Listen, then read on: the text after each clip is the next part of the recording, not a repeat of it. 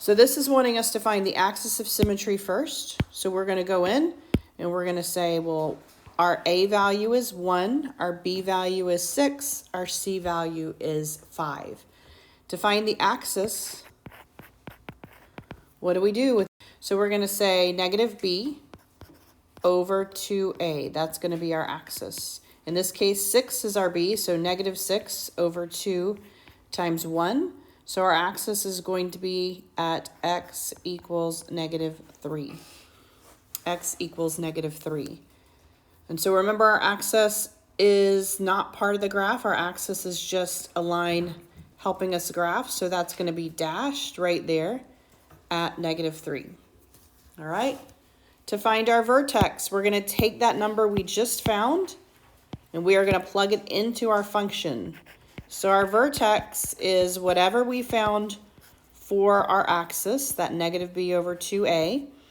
That's the x value. And the y value is what happens when we plug that into the function. So f of that number just means plug it into the function. When you see f in parentheses in a number, that means plug that number into the function. So that's what we're going to do. So we know our vertex is going to be a negative 3. We need to look for the other piece of it by plugging it in. So we're going to plug it in here. X squared, we're going to say negative 3 squared plus 6 times x, that's 6 times negative 3 plus 5.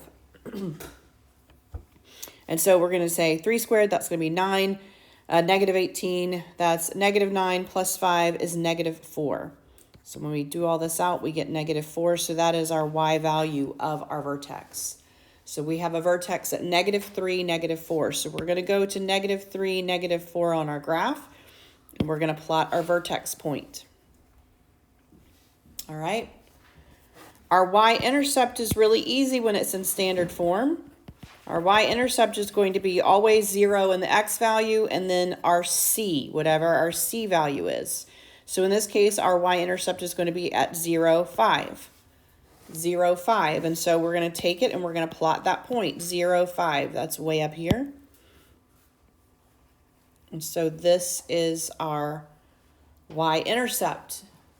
Now, if I want to sketch this graph, I can just mirror that y-intercept to my line of symmetry. So the y-intercept is 1, 2, 3 away from my axis. So on the other side, 3 away, I should have a point that mirrors it. 1, 2, 3. And so I'm going to come over here, 3 away, and I'm going to plot that point there. All right, and then I can sketch this graph. So it's going to be a parabola pointing up. We know that because my A is positive.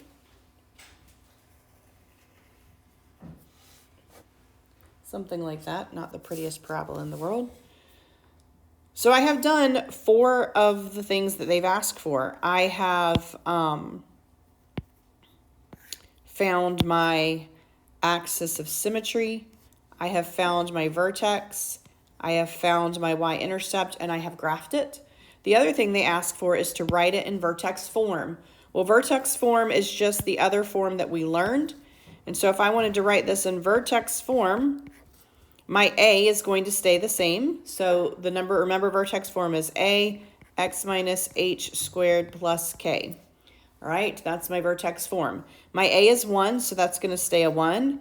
X minus h, well, h is the x value of my vertex, which is negative 3. X minus a negative 3, I would write that plus 3 squared, and then plus k. Well, k is negative 4, so I'm going to say negative 4. And that would be it in vertex form. So now I've answered all of the questions that they asked for with that last piece. All right, so the first thing they talk about is something that you are familiar with. It is the y-intercept. The y-intercept of any function has an x-coordinate of 0. So if it crosses the y-axis, automatically you know x is 0. Because anywhere on that y-axis, your x value is 0. So it says it has an x-coordinate of 0, and its coordinate is f of 0. That means when you plug in a 0, you will get what your y-intercept is.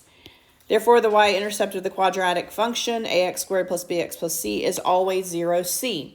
So when it's in standard form, you can go ahead and jump straight to your y-intercept, because if you plug in a 0, this is going to 0 out, this is going to zero out and you're going to left with just your constant. So that's why your y-intercept is always 0c. Because the x-intercepts of the graph have a y-coordinate of 0, they are found by letting f of x equal 0. So what does that mean? To find my y-intercept, I plug in a 0.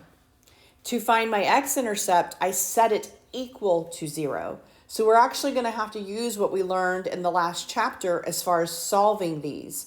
Remember, we solved them by factoring. We solved them with the quadratic formula. And that's how we solved what happens. And so what you're solving for is where that function equals 0. So technically you're solving for where y equals 0.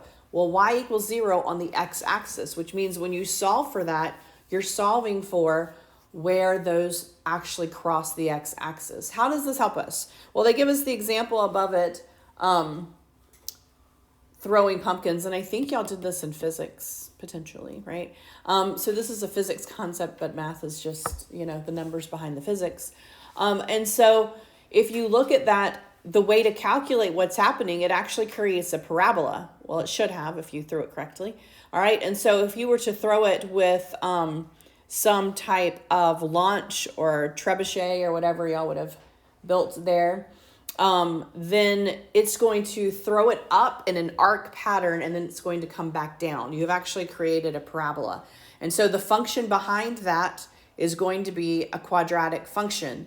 And they can actually predict how high something's going to go. They can predict when it's going to hit the ground based on that parabola. They do it in something as simple as construction, and they do it in something as large as like rockets in space, right? Because they need to know if it goes up, it's going to come back down, and where is that going to happen? And so these are all based on quadratics. And so anytime you create that parabola shape, there's a quadratic function that happens behind it. When you have something like this, there's a couple things that are affecting it. How far off the ground it was when it started, that's important. What is the initial velocity? How quickly was this thing thrown, right? And then the other factor, if you're in physics, obviously gravity is going to cause a little bit of a factor in that as well, right? And so all of those things affect it, how far it goes, how high it goes up, when it comes back down and hits the ground. And so that's kind of behind the science behind some of those things from the physics world. And so when you're finding your x-intercept, think about x-intercept. If you were to draw a line on the ground, the x-intercepts would represent it hitting the ground. So it hits the ground here when it starts, it hits the ground here when it ends. Those you can think of as the x-intercepts, right? When it hits the x-axis here, when it hits the x-axis over here. And so very often you'll have two x-intercepts because that's how it works. Sometimes the point at which it turns is the x-intercept. And so sometimes you'll have one x-intercept. Sometimes you'll have none. Think about a coordinate plane. You could have a parabola that's in the first quadrant and it never goes down far enough. Maybe the vertex is above the x-axis to begin with. And so when you start looking at zeros or your x-intercepts, you're trying to think about where is this going to cross that axis. And so we're going to look at ways to solve for that. First thing is the definition of the word zero. So y-intercept we just call the y-intercept. But zero of a function is actually another way to write the x-intercept.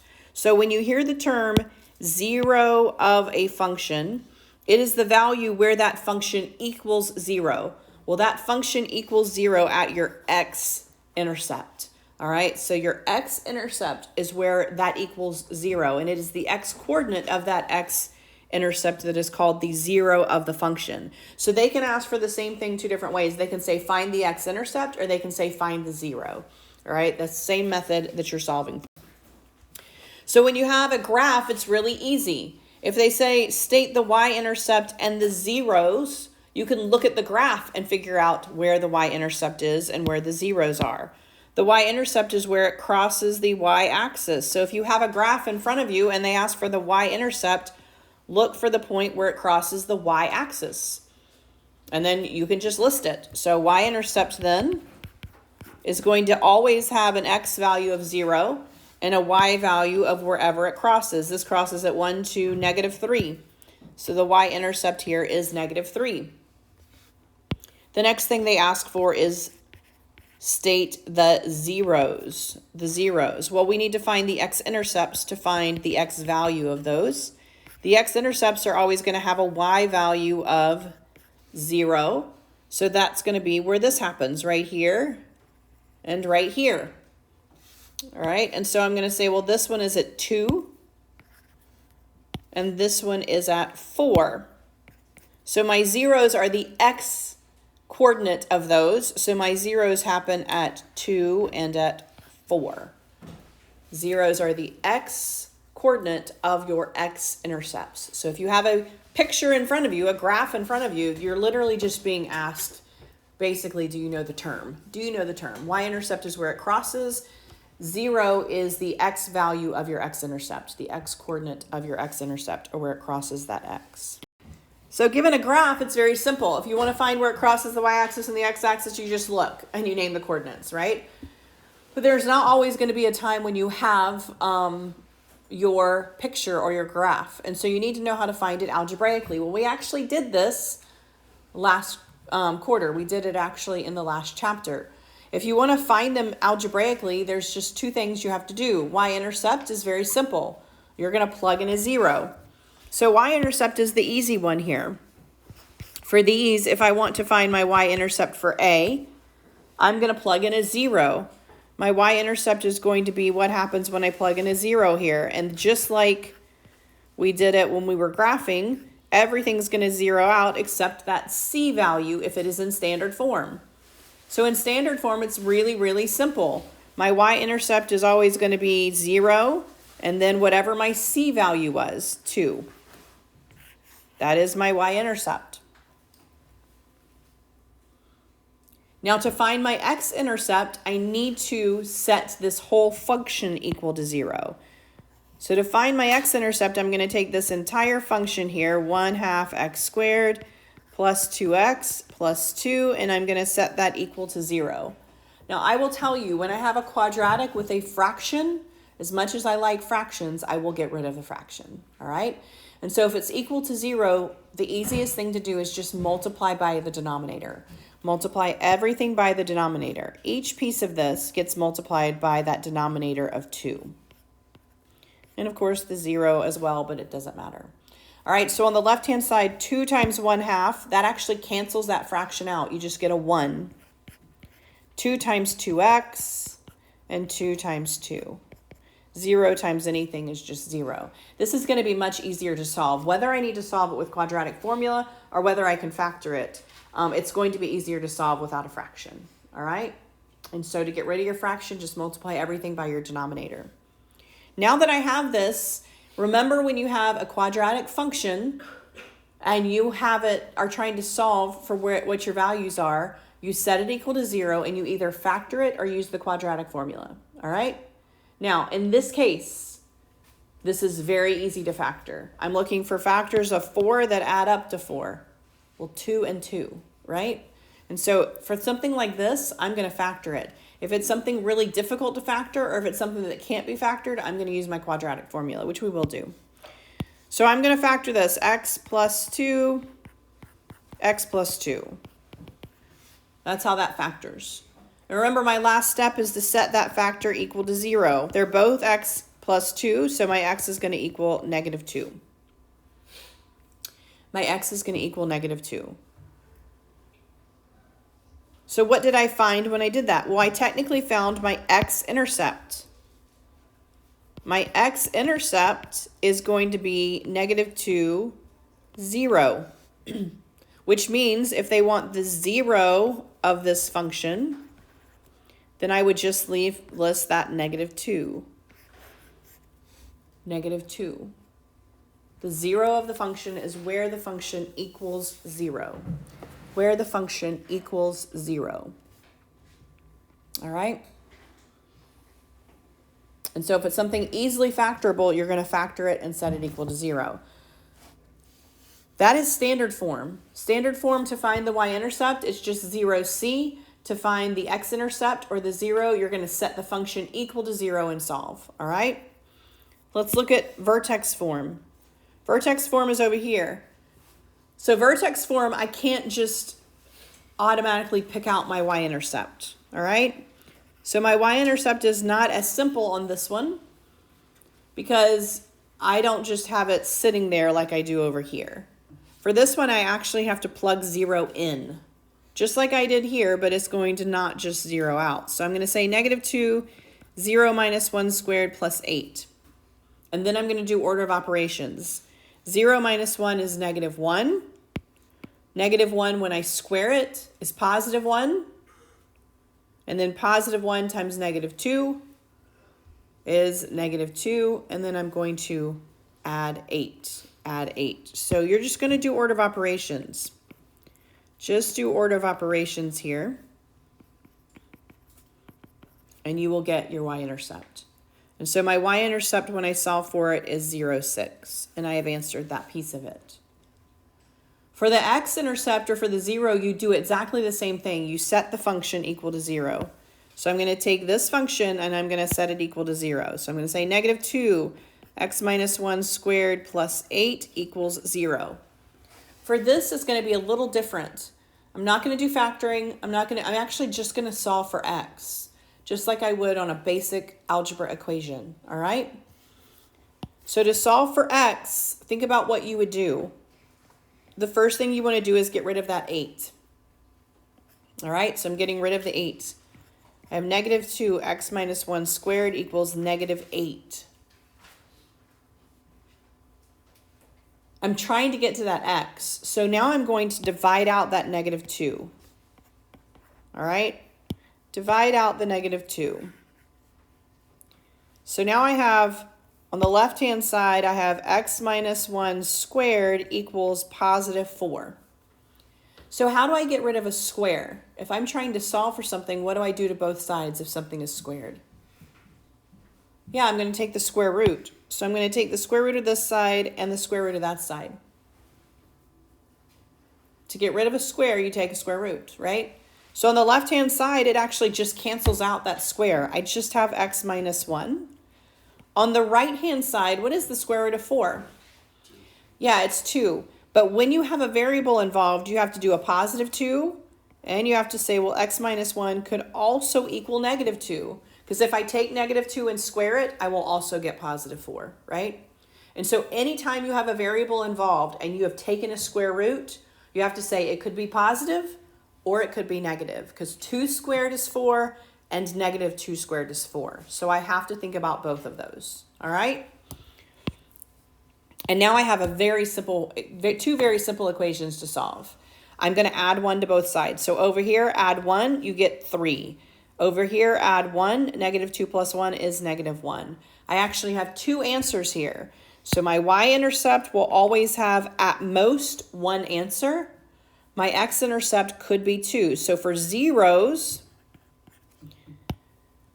they want the x value of my x-intercept. My zeros are 3 and -1.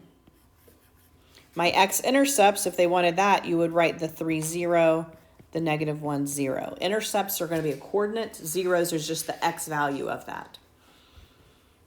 So 2 different types of forms: standard form, vertex form. If you can factor your standard form, factor it and set it equal to 0.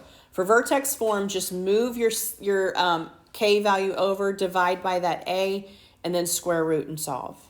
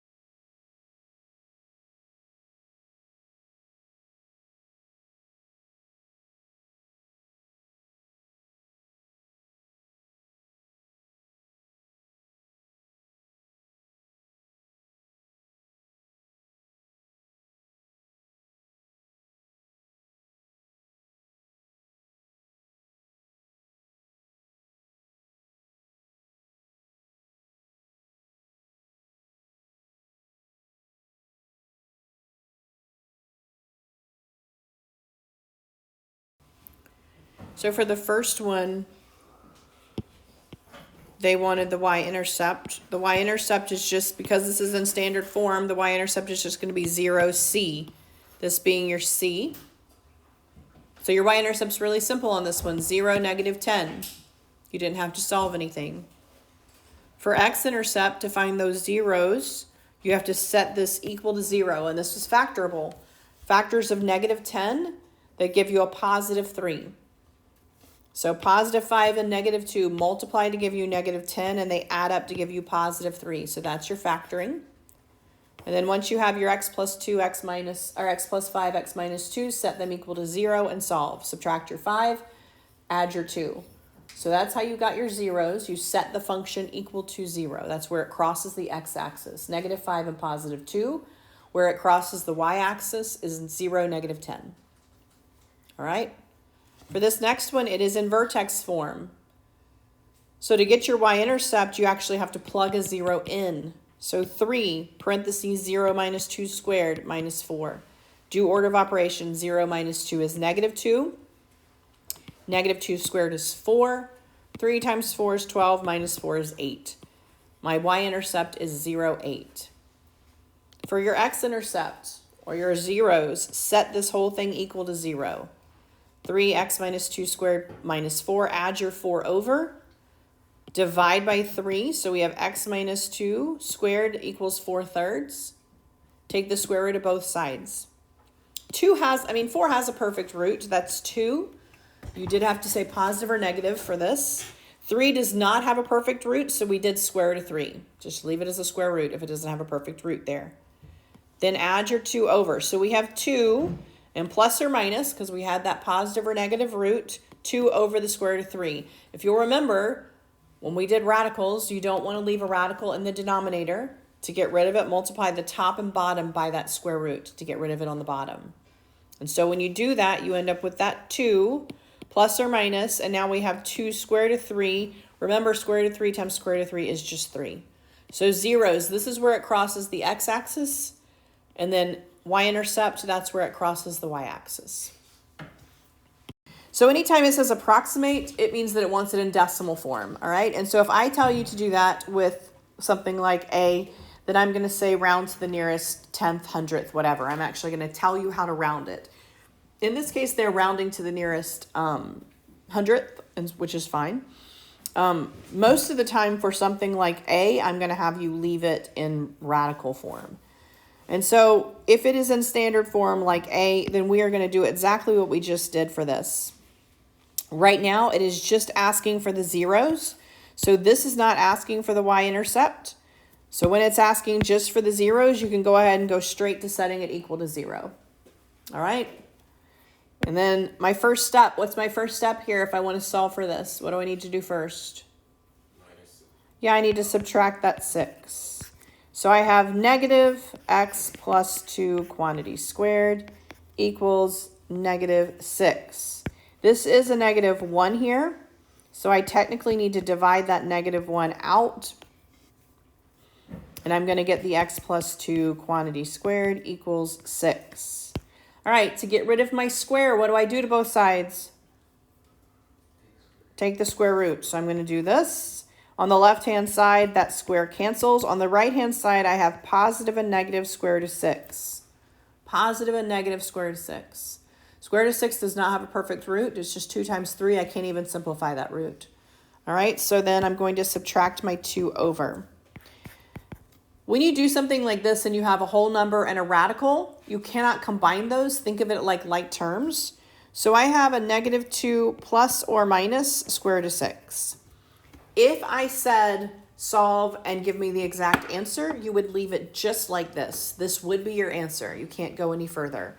If I said round to the nearest 100th, then you would need to put that in your calculator and add and subtract it. I just want to caution you, this is 2 different answers, okay? So if you were to put this in your calculator, you would have to say -2 plus the square root of 6, and you would round that. That would be approximately, I think, 0.45 is what they have there. And then you would also have to say -2 minus the square root of 6. And you would have to round that one. So anytime you do and you have a plus or minus and they want you to actually solve and give the answers, you're going to have two answers. You have to put it in and add. You have to put it in and subtract. Okay? If I say I want it exact, then you would actually just leave it like this. That is the exact answer. The rounded answer is what happens when you put it into your calculator. All right? Now, what happens if you have it in standard form and you cannot factor it? So let's look at B. If I set this guy equal to 0, my first thought here is factor. All right? Because that's usually the easiest method when it's something like this. But there are no factors of 3 that give you positive 3 and add to give you negative 2. My factors of positive 3 would be positive 1 and positive 3. If I add those up, what do I get? I get positive 4. Or to get positive 3, I could say negative 1 and negative 3, right? Negative 1 times negative 3 gives me positive 3, but what happens when I add them? Gives me negative 4, all right? Now, if this were a minus 3 at the end, I could factor it, right? Because I would have one positive and one negative, and I could say negative 3 and positive 1, and that would work. But it's a positive 3. This is not a factorable quadratic, okay? You cannot factor it. So then my next thought is I'm going to go to quadratic formula, all right? And so you do have to recall your quadratic formula. That's the only way to be able to use it. Remember, your quadratic formula is negative b plus or minus the square root of b squared minus 4ac. The entire thing is over 2a, all right? My a here is 1, my b is negative 2, my c is positive 3. All right, and so I'm just going to plug it in and solve. Negative b, well, b is already negative, so negative negative 2 is positive 2, plus or minus the square root of b squared minus 4 times a times c, all over 2 times a. All right? Then I'm just going to use order of operations. Negative 2 squared is 4. Negative 4 times 1 times 3, negative 12, all over 2. All right, 2 plus or minus 4 minus 12 is negative 8. All right, what happens when I have a negative in the root? What do I need to do to get that negative out of the root? What's my little notation for that? An I, yes. And so I have 2 plus or minus. I'm going to bring out that I. And then I have an 8. So I can actually use a factor tree here. A 2 can come out as well. So I actually have out on the outside, I have a 2i. All right, I took a 2 out here. On the inside, I took out the negative, and I still have a 2 left over. So we're going to put a 2 there. All right. Can I reduce that? Well, yes. If everything on the outside can reduce, I can reduce it. What comes out of everything on the outside? A 2. Divide this by 2, divide this by 2, divide this by 2. So I get 1 plus or minus I square root of 2. All right. And that is your answer. Just like this would be your answer if I wanted it exact.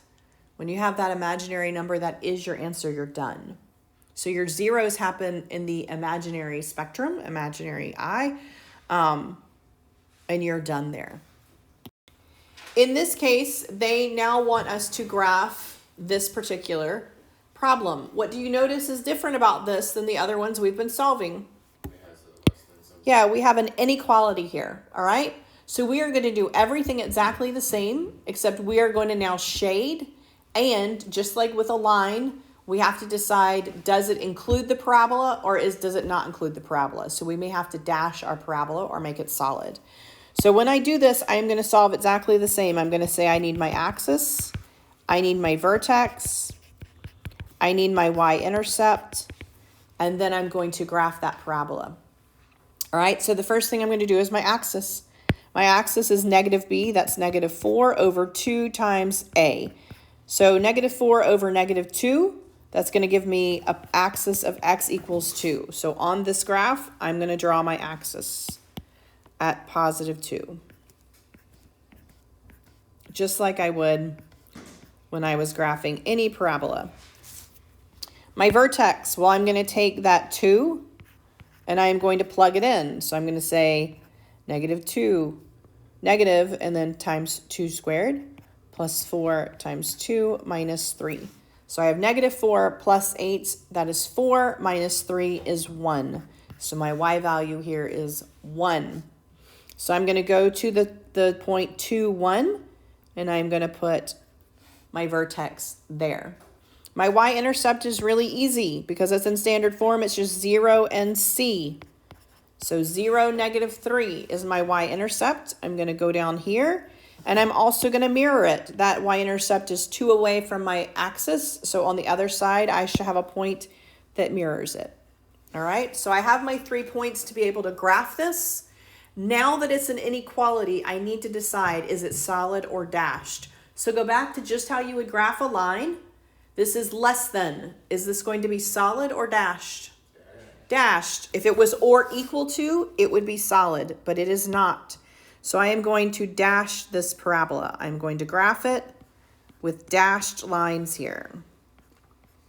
All right. Now, my y value is above or below that, according to this.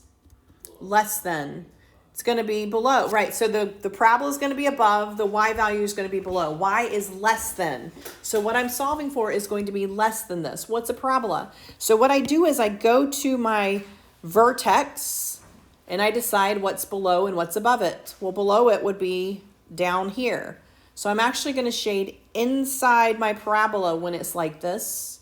All right. Had it been pointing up and it said below, I would actually shade on the outside.